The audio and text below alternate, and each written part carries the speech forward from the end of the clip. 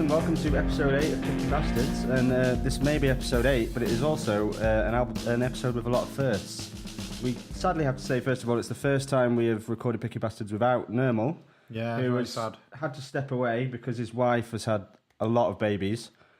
And he's Just working two? hard. That is Two enough. is a lot of babies, man. That is a lot, actually. And I can see the point. he hasn't got the time for it now, and we like to thank him for everything and say hopefully we hear from him again. And Nick, as you've known him a lot longer than me. Yeah. Is there anything you want to say to him? I will hear from him again, as I spoke to him last night. So Well, yeah, I would like to hear his On food the analogies on podcast, music and that kind of thing. At some No, point if in he life. comes back someday, that would be great. Absolutely, yeah. Hopefully that'll work out. But it's not all bad news because it's also a first episode with one of my long-term friends, Mr. Matt Paul. We've been friends for around a decade now. We went to uni together.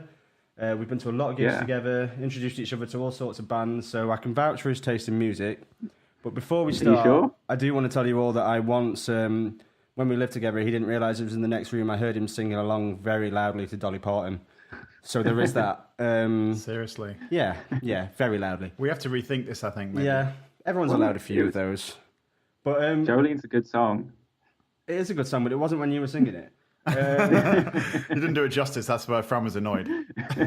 But just to give us a bit of an intro to Matt, I thought I'd ask him a few quick-fire questions about music and his tastes. So I'd like to start. Matt, what's your favourite album of last year? It was LCD Sound System's American Dream. Interesting. Nice. Not listened to it yet, so maybe that's one for the future. First album you ever bought? Yeah.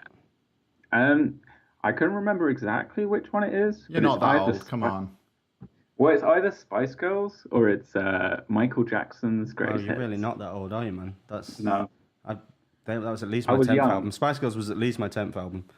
So I can proudly state I do not have or never have had Spice Girls. it would have looked a bit pervy if you bought it at your I age, thought it though, was when it came great. out. wouldn't Oh, come on. Good point. Wow, well played. Well played. Right, back to Matt. Best gig you went to last year, Matt? I think you're going to say the same as your favourite album, aren't you? Yeah. It was a close call with that and Kate Tempest, but it was. It's been a long time It was coming. Kate Tempest. You might not know, but it was. Worst gig you've ever been to? Worst gig you've ever been to?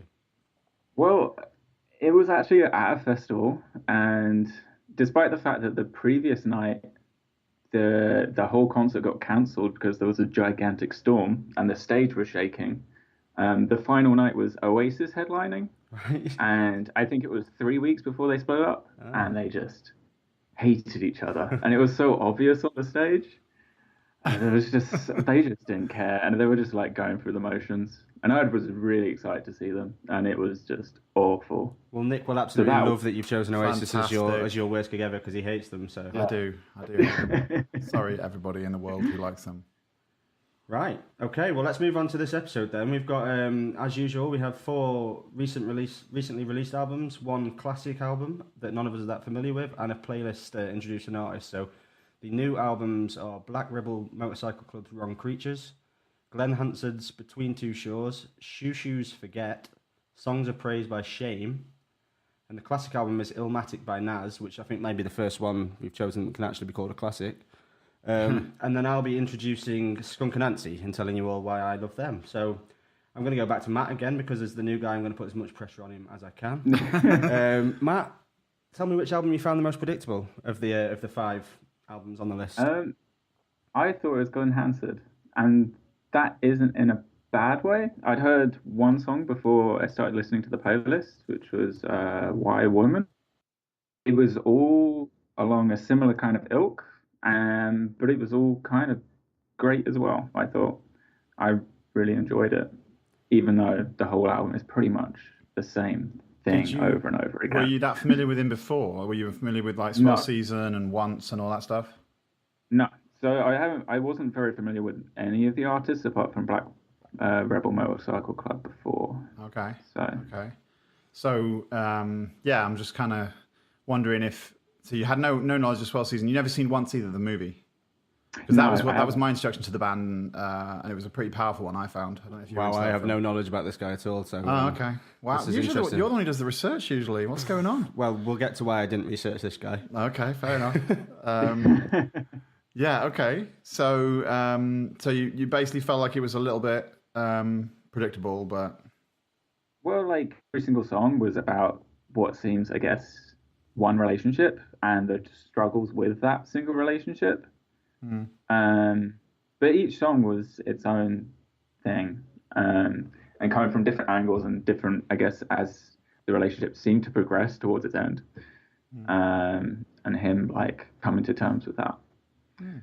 But yeah, so I wasn't surprised after. I guess the whole thing is I wasn't surprised after hearing that first song that the rest of the album was like it was. Okay. Shall I jump in? Yeah, go for it, Nick. Go for it. Yeah, so I did know Once really well. I really, really liked that film. It was made, might have been a decade ago now, on a shoestring budget in Dublin. And Glen Hansard was a member of this band, The Frames. I won't give into all the details of the band. Yeah, so, but yeah, so the film was really, really well done. It's kind of a romantic movie, but beautifully put together and with some amazing music on it. So that got me into him in general. From that, I then got into the Swell Season, which is the band that he formed with the other star of the movie. And I saw them actually live once or twice. So he's got a very traditional acoustic kind of folk route in what he's trying to get to. And I totally have no problem with that. I respect that. But this album to me was quite, no, not quite. It was very You can always tired. tell when it's coming from you. It's that change in your tone. It's like Nick's about to slag something off. No, it's just it was very tired. I felt like there was some let me start with some positives. There was some beautiful guitar tone. Like I thought he has this incredible acoustic. It's just I still assume he's still using the same instrument, which sounds really warm and close and kind of intimate. It's really beautiful. But a lot of the actual music behind it was just seemed very tired, very cliched in many ways. There's one song, Good word. Ride That River. Is that a song or is that a lyric off it? No, hold on a minute. I think it's a lyric. Yeah, it's a lyric off. Yeah, I recognize it. Yeah, so when he says, I think it might be Reckless Heart. Reckless Heart, that's the one. Yeah, so on Reckless Heart, he has this lyric of kind of drifting down a river to the sea to sort of some kind of emancipation metaphor or something. It was really, didn't really excite me very much. There were also some, I wanted to say that he rhymes fire, I think, with desire at one point, and that's a no-no to me. Just don't rhyme fire with desire. Come on. Why is that? Because it's been done 3 million times Yeah, before. exactly. Okay. So in a way, the band, I think it would be unfair to say it's like my dad's music, because my dad's got some quite interesting taste and some variety of stuff. Like, this is my granddad's music. It seems so old. Well, the picture of him on the album cover, he does look about 412. So, and it's really unfortunate because he's just sort of nipped over the line into that area where what's very classic and kind of roots and folk and kind of basic about what he does has become just tired, and it's sad to see. I don't slate it with any kind of joy, really. I think it's a pity because he's done some great stuff. Hopefully, he will again. But this one, this one did not get me excited at all. So yeah, Fran, what'd you rate? Well, I'll just start by saying the opening song, "Roll On Slow." It sounded to me like it should be on a Wrigley's chewing gum advert from the 1980s. Do you remember the advert I'm talking about? I don't actually. No, where they're on a bus and they're chewing gum and looking at it. It was very cheesy. But moving on, it was pretty cheesy. I feel bad now that you've just given a bit of history to him because he was completely new to me. I'd never heard of him. Oh yeah. So the first thing a lot of the folk stuff you're into, I would have thought you'd come across him before, but yeah. Well, the first thing I wanted to ask was whether it would be harsh to call him a cliche-ridden pub singer. That would be harsh. That would absolutely be harsh, which is why you're not going to do it, is it? Okay. I'm going to just go to some lyrics now, and I want you to. I can't get all the way through the song because it'd take most of the podcast up, but I want you to count the cliches that I go through in. I'll do the first couple of verses and just count the cliches. Right. I'm tired of sitting around and waiting on things that ain't gonna come. I want it all on the table. I want to know what I've done. I should be singing your praises and not here banging this drum. I'm tired of sitting around and waiting. I'm moving on. I remember the first time I met you. He's going to double down. Your heart was cold like a stone. You said I better forget you. Better leave you alone. but then you reached right inside me. You showed my heart where was home. I'm done now because it carries on. Okay. Blood in the heart, flesh on the bone. But yeah. So that was kind of my opinion of him. Yeah. And I'm going to go a little bit further. Okay. That's okay. That's okay. And then this is where I get, because it's interesting. You just mentioned my sort of taste in folk music, and there's a guy that it reminded me of a little bit who's much less well known by the sound of things than this guy, a guy called John Smith. Okay. Very, very original name there. Yeah. Now I'll probably do him on one of these on Picky Bastards in the future as one of the artists I love. He's incredible. But for me, what makes him so incredible is he's got one of the most amazing voices I ever heard, and he's also writes really, really interesting lyrics. And for me, where this album fell down was that it was lacking both of those. Lyrically, it was the weakest side of it was lyrically, I thought. think you need both of those things to make this kind of music really successful. So for me, it didn't make it. But Matt, you liked it, so do you want to defend it? Do you want to come back and tell us why we're wrong? Like, I agree with the what you said about the first song. The song 2 through 4, I just felt it had like a kind of a nice drive behind it. Just he like I said, he was going after this one point, but he was like all of the songs just had a nice momentum behind them. Mm-hmm. And so it's coherent as an album, you mean, as well as originally the song. Okay. Yeah, I can see that. But it's funny hearing you guys talk about his lyrics. One, I Googled him because I didn't have a clue who he was. It came up with an interview. I can't remember for what publication, but he talked about how he reworked all of the lyrics because he thought they were too basic originally. And so, what was it before? Was it a cereal recipe or something? I don't know. This is his second pass over it, and yeah. Wow. Oh my god. That's so really. You should. I encourage everyone or anyone who hasn't already to check out the film Once, which is great, and Swell Season stuff and some Frame stuff as well. There's a lot of, there's a lot of cool stuff he's done. So it's really, in a sense, that's very surprising to me is that this is where it's turned to. But yeah, unfortunate. We'll move on, shall we? All right. I'll go to you, Nick. Yeah. Can you tell me which album you found the most surprising? Yeah, I will go with Shame. Songs of Praise. Songs of Praise, yeah. So I think to be honest, the only thing I knew about this band was I'd seen some posters of them up around Manchester, like some billboards and stuff up around Manchester.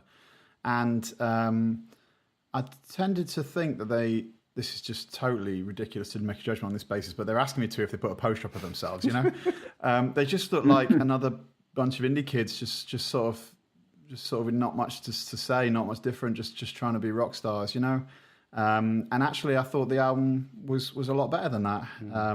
I thought it had some really interesting overtones of things like Black Grape or Happy Mondays in it. And some of the songs, there's one in particular, Friction, I think it's called, that was really, really sort of Black Grape-esque, which was pretty cool. It had some real sarcasm in it, so it was actually, it reminded me of a couple of bands from the last, couple of decades, I suppose. Dave Devant, it reminded me of a little bit, if anyone knows Dave Devant, is Spirit Wife, which is a band from the 90s. And then, what's the other one I was thinking of? They did, we formed a band. Come on, Art Brute. Art Brute, yes. So, do you see that analogy? Do you see that analogy, Matt? Yeah, for sure. Okay. When I Art Brute fan, aren't you? I went to see them, and you refused. Oh, what? I think, Long right? time ago. Oh, what a band! Fantastic. My best gig experience ever was with Art Brute. Actually, that's another story. But anyway. But yeah, I felt like for me it was like being transported back to like all the bands that like I was really into as a teenager into my early 20s. Just all the like post-punk revival stuff, and like I also draw a correlation to the Cribs and Rakes and stuff like that. With another one is Joe Gideon. Do you know Joe Gideon and the Shark? Yeah. Which I absolutely loved. That album that was ended in one album, I think, a couple of years ago, maybe 3 or 4 years ago now. That was another one I thought really fitted well. It was sort of this sarcastic, slightly ironic humor, dark humor in it. Yeah.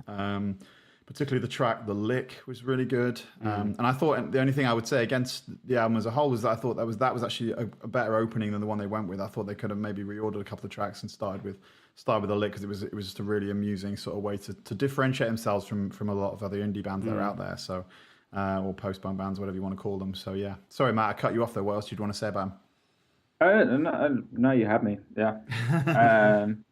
I was just saying I agree about the first song. Like I first time I listened to it, I was just like, huh, I'm not sure about this. And then it took until like the second or third song, and then I Yeah, was like, oh, now I get them. yeah, yeah. Now I see there's something different with them. Can I ask, when you say Even though the, when you say you weren't sure about them when you first heard the first song, is that you being really nice and you just didn't like it? I just want to know. I'm trying to measure, as I don't know you that well, the extent to which you're just being pleasant when actually you just didn't like them. Mate is very nice. I enjoyed it. I still like the first song. Okay, I just okay, didn't think it set them apart. okay. Like, All right. because they're talking about the same stuff that everyone talks about, especially Yeah. in that, like, for an indie band, Yeah. a bunch of guys. Yeah. But can yeah, see that.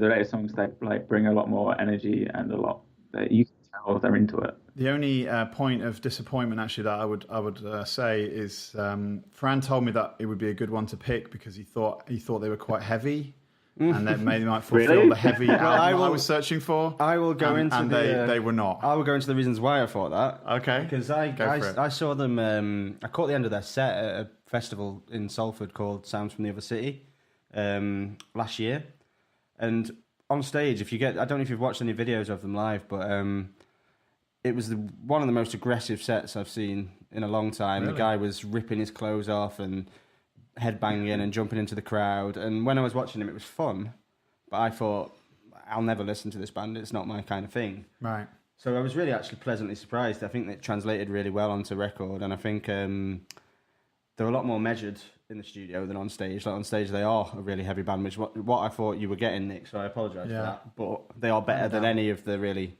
heavy bands you've put on the Yeah, that's playlist probably so true, far. actually. But that doesn't mean I'm not on a quest to find a genuinely heavy band that I like. But we'll see if we get there. Yeah, I mean, this was probably my favourite of the 5 albums on the playlist, which I didn't expect it to be at all. But I think there's another couple of influences you guys haven't mentioned that I heard, and I think one of them was Joy Division. Oh, yeah. Which I think there's so many bands that you say are influenced by Joy Division. Yeah. But it was interesting to hear one that didn't sound like they were just trying to rip off Joy Division, and actually just there was some elements of their music in there. What kind of thing? Well, the song I put you picked on the up spot. particularly was the two were Concrete and Donk, which I think it was just the instrumentation, really, the sort of quite bass heavy and good drums, and it just reminded me of Joy Division while I was listening to it, and it kind of which always is enjoyable for me. Oh, yeah. Yeah. I also thought Maximo Park, which I thought you would have picked up on. Oh, interesting. See, the thing about it was Maximo Park are never funny. They're like... They are funny though in a dry way. I don't know. To me, I love that band, but I don't find them like humorous. They're much more like sincere. But anyway, that's another story. But I thought there were some similarities there. And yeah, I think the funniness certainly comes into it. But I think throughout, they were really quite interesting. And the song Angie that they end on, which is actually definitely not a funny song because it's about somebody they knew that committed suicide. Oh. But I think it was just a really... you talking about the opening song not being maybe the best, which I didn't see that. I don't really agree with that. But as a closing song, I thought Angie was great. I thought it was a really nice way to close out the album. And yeah, I'll be looking out for them. I think they're really interesting. Yeah. So did we all just agree? I think this might be that moment. This might Already? be that moment. I know, but maybe Yes. We're gonna have to really break things down a bit more. I'm a in bit the worried that the future. three might agree too much, and this could all just become like a bit of a back rub type thing. It's a worry. Right, let's move on.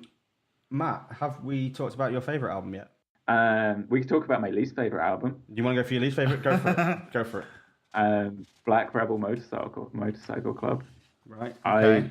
I thought it was really boring.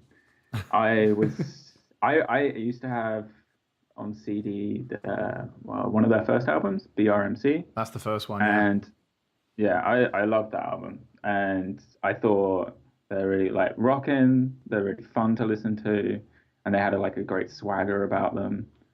And this just felt like they're old and they have given up pretty much, at least to me. And it just felt they started off with they had a certain verve about them, but then I think in the third song they just slowed the tempo all the way down, and it just kind of killed the album for me. What is the third So song? I found it. The third song is called Talking around the King of Bones style, yeah. Yeah. I can see that. And yeah, And so after that, I just found like every time I listened to the playlist, I was like, oh, do I have to listen to this one? You don't have to, you know. That will, yeah. Yes, you do. You have a requirement to listen to 40 times to every album on the playlist. If you make a decision about one of the albums early, as long as you can at least speak about it, Matt, we'll let you off if you don't, you know. You don't have to listen to Glen Hansard 500 times, even though obviously you like that album, so that might not be too bad for you. Yeah, I mean, I'd go with you on the Black Rebel Motorcycle, but I don't know if it was my... Yeah, no, it was my least favourite. I just think for a band with the word rebel in their name, they're not very rebellious, are they, really? They're kind of... Now, we talked about Queens of the Stone Age latest album a few episodes ago. Yep. It reminded me of that in a lot of ways, in that they're just doing more of the same, but it's not... I don't mind bands do... You know, certain bands have their own sound, but it's not doing anything interesting anymore. So I quite enjoyed listening to it, same as a little bit with Queens of the Stone Age, in that it was it sounded all right because they're quite good at what they do, but it's very forgettable. They have a tougher time than Queens of the Stone. I think that analogy is fair, but they have a tougher time than Queens of the Stone Age, even because to me, Queens of the Stone Age have done more have had more variety in their past work. Like the album Howl, I don't know how well you both know their back catalogues, but Howl, the sort of bluegrass sort of roots album they did, like old style blues album they did. I think it was the third album, was totally different from everything else they've done, and was, you know, really possibly a high point of their stuff. Although I did really like the first album as well. I was really into them for some time, and I definitely think they're off the boil now. I'll get into that in a minute. But yeah, Queens of the Stone Age have more flexibility than BRMC. BRMC are in a very small sort of channel. You know, they're just basically they're doing one thing, and they really have to work hard to make anything new out of it. I mean, I'm pretty sure if we went back and listened to the Queens of the Stone Age episode again, what you just said was the exact same thing you said about Queens of the Stone Age. But what I'm saying is Queens of the Stone Age have had a better opportunity than BRMC. Right, that's what I'm saying. Right, I see what you mean. Yeah. I'm just saying, like, Queens of the Stone Age could have done something more radical because they got a bigger sort of canvas almost to work with. BRMC are basically, from almost everything, with the exception of Howl, they're like sort of black leather clad rockers doing like dark, tons of reverb, dry drums, you know, things that I've really enjoyed in times past, but not this time. Right. So have we just all agreed again? Well, yeah. I mean, there's more I'd say about it though. Go for it. So yeah, I thought it was actually an improvement on the last album, to be fair on them. Spectre at the Feast, which was maybe 2 years ago now, which I really thought had very, very little to offer in terms of fresh ideas. This one had a couple of points that were a little bit more interesting. King of Bones actually sounded. I didn't think it was that bad a song. It sounded a bit like Stop, if you know I think it's the first song off Take Them On Your Own, the second album. Anyway, it sounded like that, but it had a kind of aggressive sort of driving bass that I thought actually propelled you forward a little bit and made you feel like there was some energy behind what they were doing. They were lyrically pretty poor as well, and I think I didn't actually note it down, but there was a track where they actually rhymed fire with desire. Can you believe that? So yeah, really? It's where all lyricists go to die. Apparently, Glen Hansard and Black Rebel Motorcycle have just been getting together. And they're going out on tour together. I think. Yeah. So who's going to support who though? And then the drums. Which are something that the cornerstone of what they did great in the first album was these amazingly simple but sort of aggressive dry drums sound they had, and I didn't think it worked as well this time. That they seemed to be a bit more drowned in the effects that everything else is drowned in, and it just seemed a bit more distant. Because I just remember Rifles, for example, is one of my favourite songs off the first album. If anyone remembers that, far too much knowledge of this one. I've seen them many times actually. Yeah. There's some really, really great, like just dry sounding drum sounds, like they're just right in your face, you know, it's brilliant. But this one seemed a bit more sort of wishy-washy, honestly. That sounds a bit, wishy-washy is too harsh. I feel like I'm going to take that back. But they sound a bit more distant, let me put it that way. So I also thought it was probably the weakest of the set of albums we had here. I mean, I'm going to say that I thought Glen Hansard was, but it was... But interesting, just to hear some of what you're saying there is, because I read a review of this album, I think in Pitchfork, where they actually gave it a relatively good review. The NME did as well. And they focused on the song Echo. Yeah. And the highlight of their review was them saying that they were really impressed by the song Echo and its sort of Coldplay nature. Really? Yeah. It's just interesting with some of what you were saying then about this sort of the more sort of, I don't know, wishy-washy sort of, and I can hear that in Echo, which I tried to get on board with. Echo's a slow one, isn't it? I seem to remember. Yeah, Yeah. slow. That was a really weak. They've never been great at doing slow songs, although they did some really beautiful acoustic work on Hal. But generally, it's not their strong suit, and that was a low point for them. Can any of us pick out any songs from it? I liked Little Thing Gone Wild. I've got to admit it, just because it was fun. Okay. Anyone for any more? Spook. I like Ninth Configuration. Ninth Configuration. Yeah. It was just in the middle. I felt like that one was trying to get things going again a bit. Okay. But it didn't. It didn't stick with me. Right. Yeah, Well, I actually thought Spook, the first proper song after the little intro piece, was actually had an interesting little sort of delay effect or something on the bass or the guitar. I can't remember which now. That I thought was fairly interesting. So when I first heard the first song, unlike the Shame album, I was a little bit optimistic they were going to turn it around. But then my dreams were shattered. So what can I say? Yeah, I think that's exactly the same. The first song from the intro did sound great after the intro, and they did seem like they had a lot going, and then it just Well, I'm glad that I was never that bothered anyway, so it didn't upset me that I didn't like the song.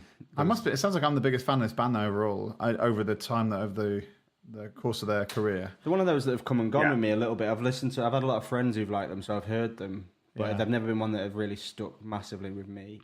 I would recommend checking out Howl. It's a wicked album. I think it's their name. Yeah. I think Black Rebel Motorcycle might be the worst name of a band ever. Yeah. Can you think of any worse right now? Can we all try and think of a worse name than Black Rebel Motorcycle? No, I kind of think comes to mind. Yeah. But in a way, Peppers? Oh yeah, Red Hot that's Chili also Peppers. that's pretty poor. But I do like. Sorry, everybody out there in the world who loves that. It's in the food, not the band. But BRMC, in a way, the one reason I liked them in the first place was they sort of forced the fact that they were so rock and roll, and yet they still did something unusual out of it. That when they started, in that first album, it was still something that felt like it was fresh, even though they're doing something that looked very old fashioned, like typical rocker, So, but no more. Yeah. Now they're just a bit tired out, honestly. Right. Should we move on? Yeah. I think I'm going to take us to Xiu Xiu now, which Okay. I've been told is how you pronounce that. Thanks for letting me know. Xiu Xiu. Yeah, Okay. I'm glad you said it first. The album Forget. I was going to try and say it different, so I asked someone who knows them well, and they told me it was Xiu Xiu, so I'm going to go with it. Apparently, the interesting thing I found out is that this is their 13th album, which really surprised me because, I'm going to say I thought they were really interesting. So I thought I would have heard of them before. There's a song, I think the third song is called Wondering. That would be my favourite song on this entire playlist, other than the Skunk Anansie, which we'll come to later. Wow. I thought that was really. I think this might be the first time we all disagree, because I think they're quite a polarizing band. They're kind of mad, but I found them really interesting. I thought they were quite sinister. I thought the lyrics were quite nice and obscure, but really poetic. I thought they were a really interesting band. So I'm quite intrigued to see what either of you thought about. Who wants to go? Why don't you go, Matt? What do you rate? Interesting. You picked out Wandering. That was also my favourite song on the playlist. Was it? Yeah. We just all need to have a big group hug. Yeah, exactly. Yeah. It was just like a great pop song. It was just because it started off so like obtuse and like. You mean the whole album or that song? Yeah. It was like the whole album. It's like it starts out really harsh, but then it's like comes in with this just like proper pops. So I really loved, and was kind of what I was expecting. I think because I'd heard one of their songs before, they're relatively big hit, the Love in the Valley, and that was quite poppy as well. And so, by the way, Matt's in New York. If anyone's wondering where here is, by the way, we're in Manchester. Matt's in New York. It doesn't just mean in his room. Yeah, exactly. I thought it was quite melancholic in like the tone he took in some of the songs, but also with this dark edge, which I really enjoyed. Well, that's two positive votes then. Yeah, what have we got? Well, we got is a really mixed bag for me. I thought so to me, the highest praise I can give almost any band really is to do something interesting with the actual way they construct a song. I'm not as fussed about how well they execute it as like the way in which they try and approach the structure of the song, you know.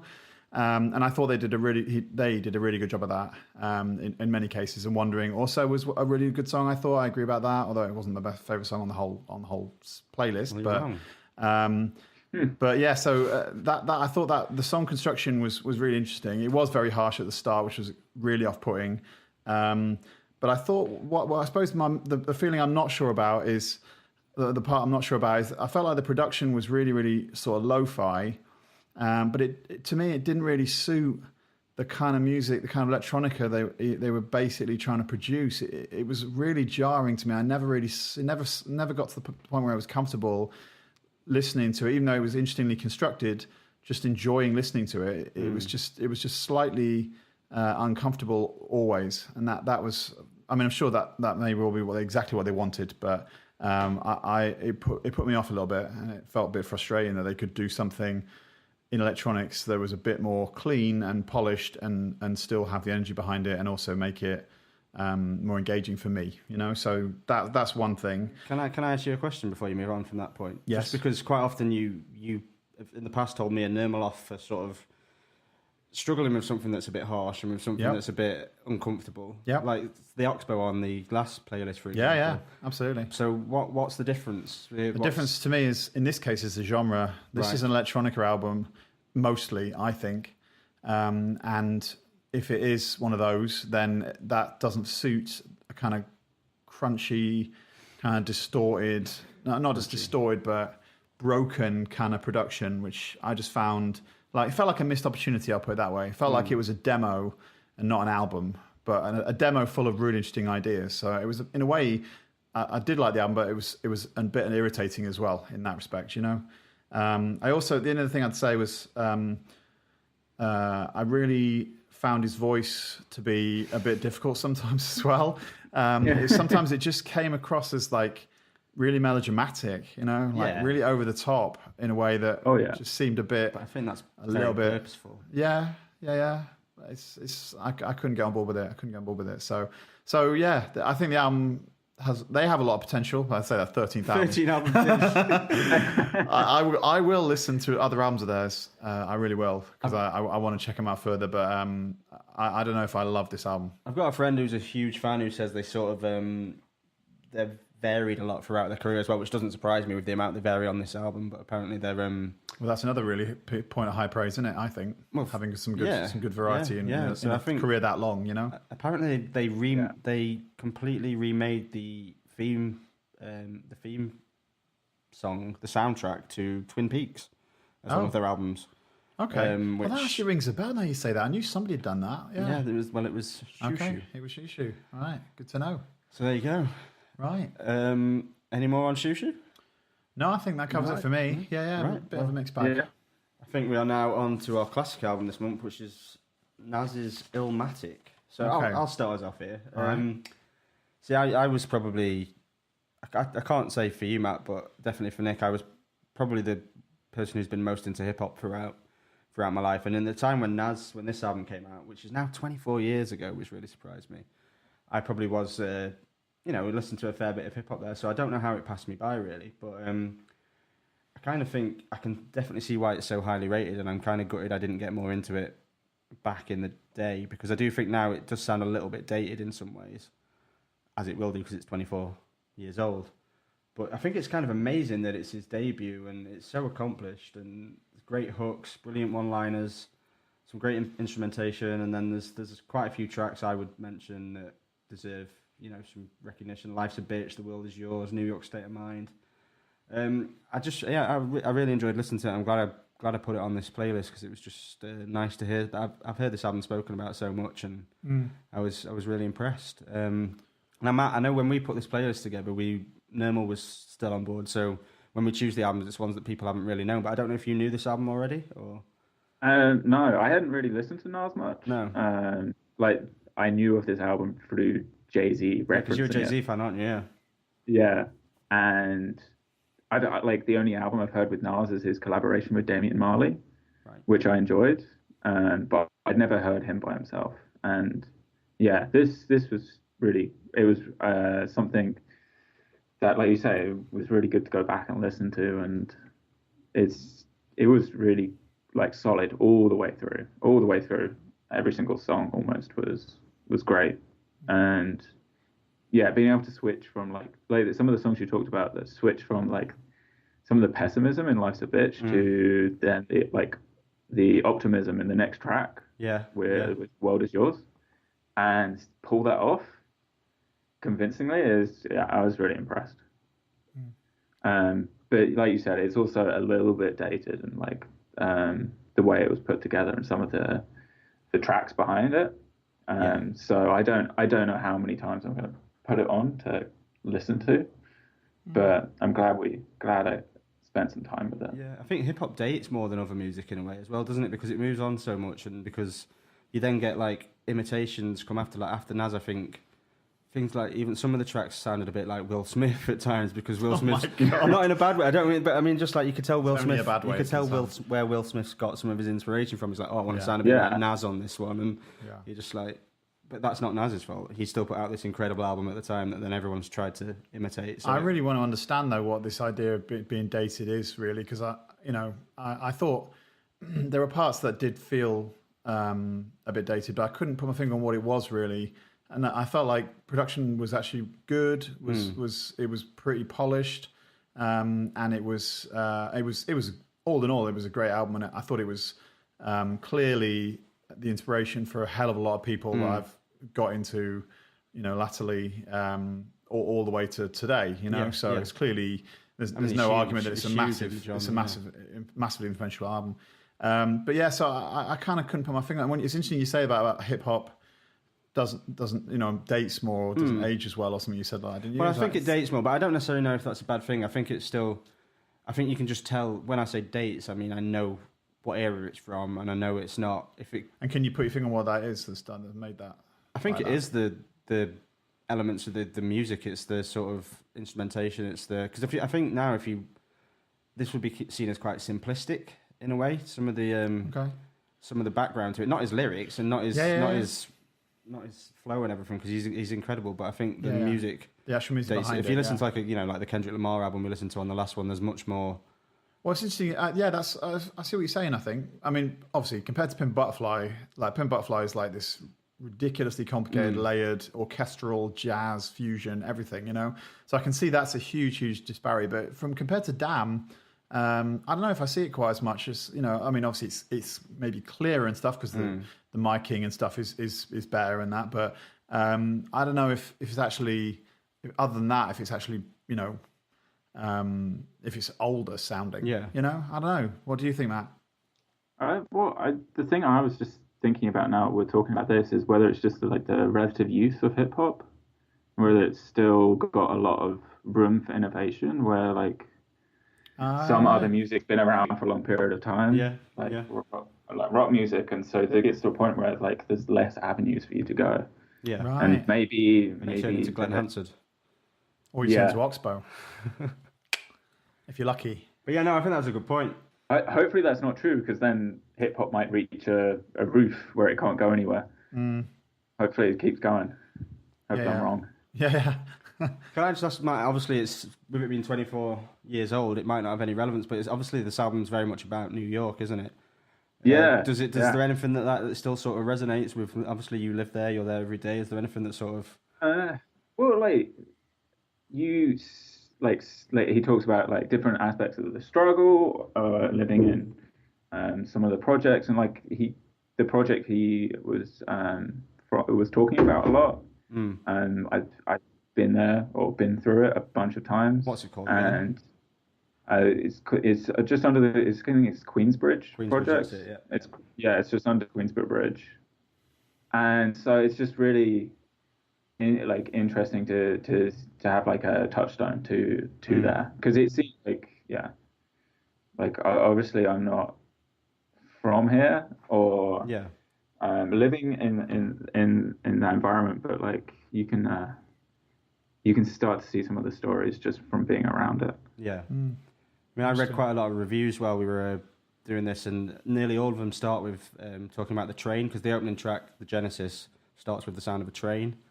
And nearly every article I read about it started the article by talking about, you know, the train coming in. There were a lot of retrospective articles, like, you know, anniversary articles of the album, and it was all talking about how that was sort of so reminiscent of coming into the projects and stuff like that on the train. I just found it really interesting, and I suppose that still has a, you know, has a place now, doesn't it? So I just thought it was really interesting.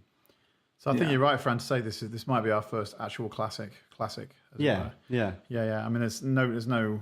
You couldn't dispute the quality of this album or its importance, you know. So yeah, and I think there's plenty where that's not been the case before. Nas is one of the rappers that every single person around will still claim him as their inspiration, and a lot of the classics we've chosen before, I suppose, have been classics in a respect, but this is a genuine. I mean, it's seen by many as the best hip hop album of all time, so you can't really get much more classic than that. Yeah, absolutely, yeah. Did you listen to other Nas, Fran? I've not listened to any Nas. No.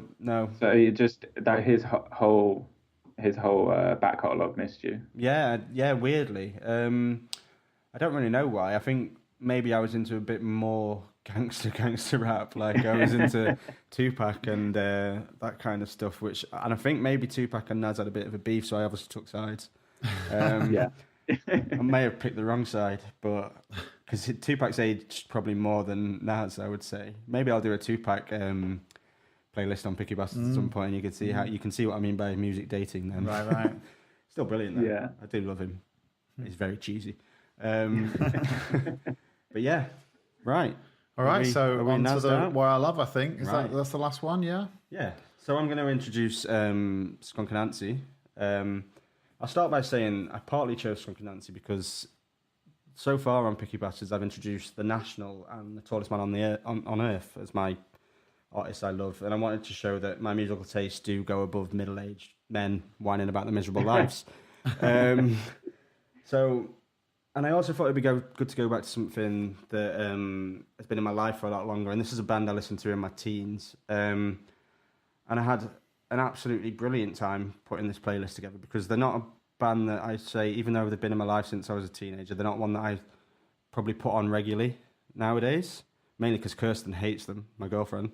So I don't get to listen to them much at home. So I had a lot of fun putting this playlist together. And it actually brought some of the songs that I maybe wasn't as into back in the day forward, like Charlie Big Potato became probably my favourite song by them now.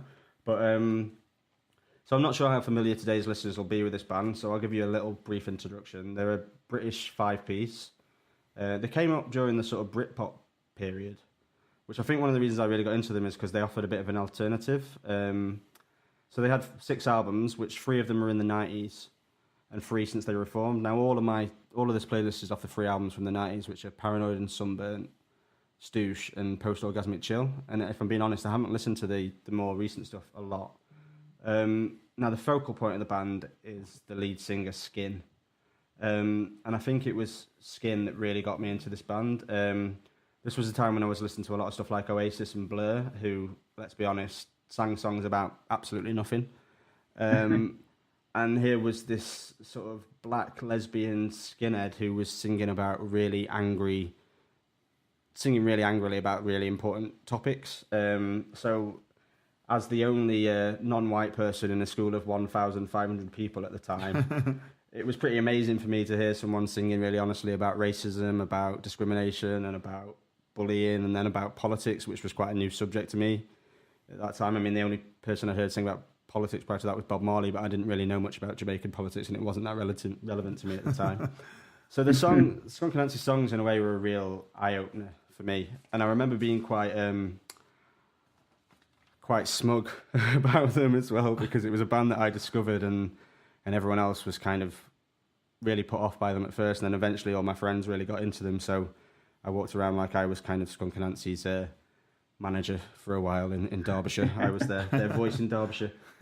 But added to that, there's Skin's voice, which I imagine Skin's voice might be one that does split opinion.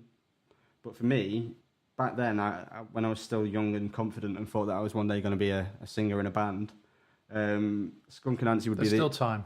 There's not, man. there's not a voice. That's the main problem. There's always time.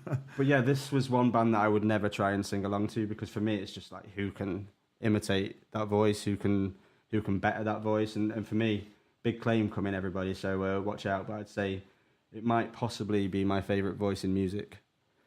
Absolutely adore her voice, it's incredible. Now, there's a variation of songs that it's different styles as well. I think I started this playlist with a song called Little Baby Swastika, which I kind of put at the start because I wanted to maybe shock Nick a little bit, because he thinks I only like weak folky music, and that's probably one of their angriest songs. So I went with that. But they can really do their hedonism and what else did I put on here? Hedonism and Only You, Infidelity. Those songs are very sort of slow, and her voice carries on those songs like incredibly. She just sounds brilliant. So I want to go back a little bit later and talk about their live performances as another thing. But first of all, I'd like to hear from you guys. What did you think of them? Matt, why don't you jump in, Matt? So I, listening to it, I was surprised knowing your musical taste. Especially with like you say the heavier stuff, like with Little Swastika and I have to say I actually liked the slower stuff more. I think that felt more like timeless. Yeah. I think if I had listened to them when I was the same age as you were when you started listening to them, I would have loved every single thing. And I did really enjoy the heavy stuff as well, or the heavier stuff. But it again, like going back to like what we said about Nas, it did feel a little bit dated and of the time. But yeah, her voice is crazy. It's just nuts. She's amazing. And yeah, so yeah. I mean, I get what you're saying, actually. I used to always, funnily, for me, I think I probably preferred all of the slower songs when I was younger. But I think going back to it now, I got a bit more of a kick out of the heavier stuff, just because it's, I don't know, I think it's what the sort of soul of the band comes from for me. I think that's what they're about, really. But I think they're good at, for me, everything that they do really is, they're good at it all, really. But Nick? So, yeah, I mean, I think... where do I begin, really? I thought it was... I did know them in the 90s a bit, but I didn't really follow any particular album, but I was around when they were around the first time. And I think her voice, which carries a lot of the band, is incredibly powerful, absolutely really, really powerful. There are moments when it felt like it was overkill on some stuff, though. I'm trying to think now. Even actually on Weak, which is I know was a big single for theirs, then wasn't it? Yeah. So where the vocal is just sort of turned up to 11 all the time. You know, I wanted some more dynamics in it sometimes. And I say this in the context of enjoying the playlist as a whole, but I'm just sort of was concerned about that a little bit. I didn't feel like it was she was controlling it with dynamics as much as she could. She seemed like she was just going all out all the time in some of the tracks. And also, it's interesting, we talked about Nas and stuff just before this, because you were saying hip-hop ages, poorly and stuff. This sounded more 90s to me than the Nas did, in a way. Is the Nas from the 90s? Yeah, it is, yeah. Yeah, this sounded very, very, from a production standpoint, very, very 90s. Yeah. And I think that's fine. I mean, there's plenty of stuff great stuff from the 90s, but it was kind of a bit of a time capsule, some of it, you know. One thing I would notice, particularly, was the bass had this very sort of tight tune, like precision bass that was just kind of on everything and like very busy, you know, like very moving around all around the melody all the time and stuff, you know, and which is, again, not a criticism so much as to say that's something that I think was very, very 90s in its style, right. You know, in its styling. So, but overall I liked it. I'll tell you the worst criticism I can give actually is it's not my own. I'm going to throw my wife under the bus on this, right? And say that she came in the room when it was playing the other day, and she said she thought it sounded like Alanis Morissette. Oh God! So you can have words with her later about that if you want. Which song was that? I think it was Weak, actually, yeah. Funnily enough. I'm holding back swear words right now. I know, it's so funny. I mean... Plus, you're actually in our house right now, so what are you going to do? Yeah. But yeah, I was like, oh my God, don't tell Fran that. And then I decided to myself. So. Do you know what? It's people are wrong all the time, aren't they? So it's forgivable. But I mean, to pick up on your comment about the it being more 90s, it is very 90s. I think that's part of why I enjoyed putting it together again, because it's kind of something I haven't listened to as much recently. But it reminds me of my experience with the Sebadoh playlist in that sense. You know what I mean? A lot of that was early 90s and late 80s stuff, and I was really, it was a trip on memory lane, really. I kind of partly wonder if you're seeing more dated than Naz, because this is a style of music that you were familiar with in the 90s. Whereas you've never really been into hip hop too much, have you? So not until fairly recently. I think maybe because I listened to hip hop, then I can see how the Naz is dated. Whereas that means Skunk Anansie is dated. I'm not going to argue that, but I think I don't always think dated's a bad thing. But I think some of these bands, and I think we get this a lot with the intro stuff that we do, is that they if you knew them at the time, then the dating doesn't matter to you, does it at all? It's but yeah, they are. I think honestly, I think we probably all of us need to put a sort of not exactly a filter. We need to be aware that that's a likely outcome of like digging through things that are from everyone's sort of 20 years for 10 years ago playlists. You know, I mean, my next one, which I'll be doing next time round, is exactly fits that bill. You know, something from the mid 80s actually that was I'll talk about in a minute, but or at least introduce in a minute, but.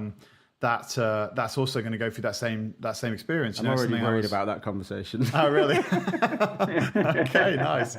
I'm upset you because I know how much you love that band, and I'm predicting that I might not. Oh, great. We don't know, do we? I might be surprised. Yeah, well, let's hope so. Okay, can I just go back a little bit and talk about, because another thing that really got me into Skunk Anansie was their live performances. I've seen them 3 or 4 times, once since they came back, and then I saw them at Glastonbury.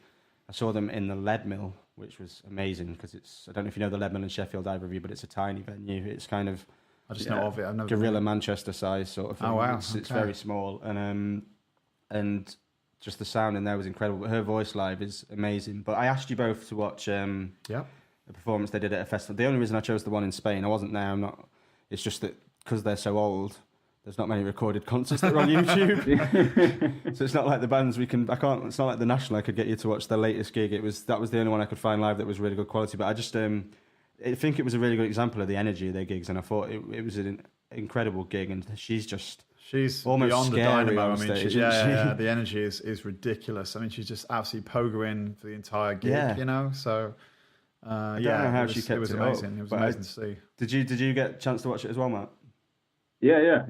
She's like I said, with it, like to do that live and to keep the energy up through the entire thing, and to keep that voice up when you've got that much energy as well, I think is is pretty incredible.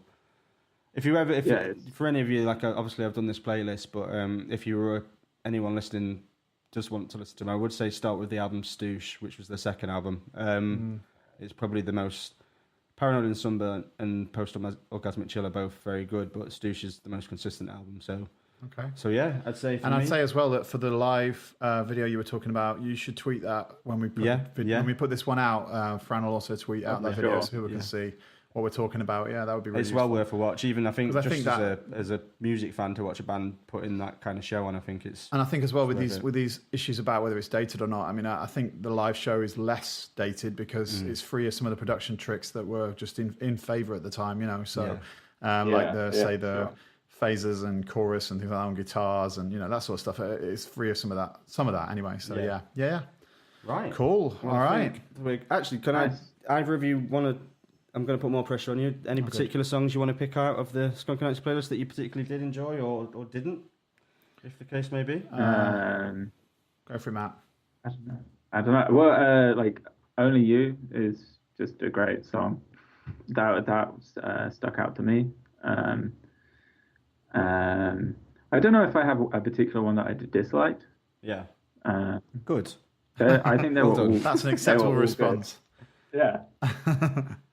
Yeah, no, I would say I like Charlie Bupateo, and I liked, is it Lately, I think, the one before they were both. That's interesting, because when I put the playlist together, the one I thought about not putting on there was Lately, because it's probably the poppiest song, and I thought you'd hate it. So it's Okay. interesting that you just picked that out as one of your Maybe I'm favourites. thinking the wrong one then. I think you are. You must Maybe be. I am. I mean, why are neither of you saying Charlie Big Potato? What's wrong I with just did. you? Oh, did No, you? I listen to enjoyed me. that I one sat as well. right next to you. Yeah, I was me. looking for the albums that we're putting on the next playlist because I'd forgotten what mine were called. So I was that's why I was just stalling for time really when I asked that question. Fair enough. Thanks very much.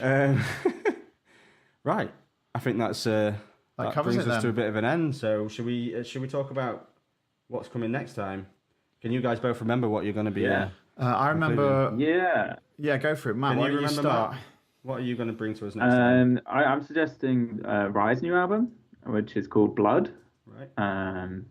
which I'm excited about, and the Go Team's album, Semicircle. Are they a different band to OK Go? They are a very different band. Because when you first sent that to us on WhatsApp, I was like, oh, Matt, is he really going to make us listen to OK Go? But it's not OK Go, is it? No, No. Okay. it's not. It's not. Good. You should enjoy it. Right. Brilliant. I'll keep you to that. You can go next. I'm going to be introducing Everybody Work. No, I'm not introducing them. I've never heard them. I'm choosing Everybody Works by Jay Som and 1992 Deluxe by the wonderfully named Princess Nokia. Okay, and I will be running the show this time. I'll be introducing Dinosaur Jr., potentially a single album, but in which case I'll probably do You're Living All Over Me. But if not, I'll do a playlist. You'll see about that shortly when it goes up. And then I'll be doing Nick Drake's, as the classic, I'll be doing Nick Drake's 5 Leaves Left, which I think might be one of the oldest albums we've done on this podcast, 1969 I see here. So that's his first album, which I don't know at all. But I really didn't know he'd been around that long. Sorry? I didn't know he'd been around that long. Yeah. That far back. Yeah, it's quite... Before even you were born, I think. Yes, thank you. It was, yes. By some time. Wow. Yeah, thank you. Jesus. All right, so I think we're all set then, are we? Brilliant, yeah. Thanks for listening. Brilliant. And thanks, See you next time. Matt, for joining us. Yeah, welcome, Matt. Oh, thanks for having me. We'll see you the next Just stared time. at your face on your Skype picture all the way through this, and it's beautiful. It's the best picture of you I've ever seen, so it's good to see you. Send you a copy for your phone wallpaper. I've already printed it off. And with that, goodbye. See you next time. Bye.